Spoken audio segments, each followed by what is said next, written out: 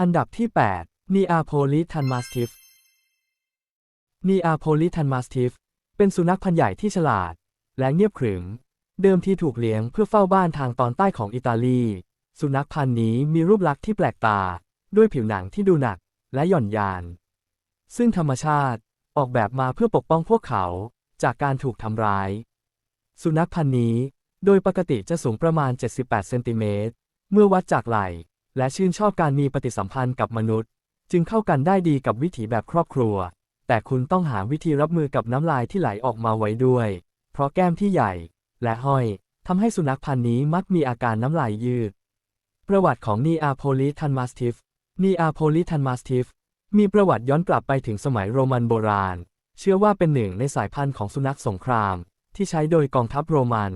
ต่อมาได้กลายเป็นสุนัขเฝ้าบ้านและปศุสัตว์ในแถบแคว้นเนเปิลส์ประเทศอิตาลี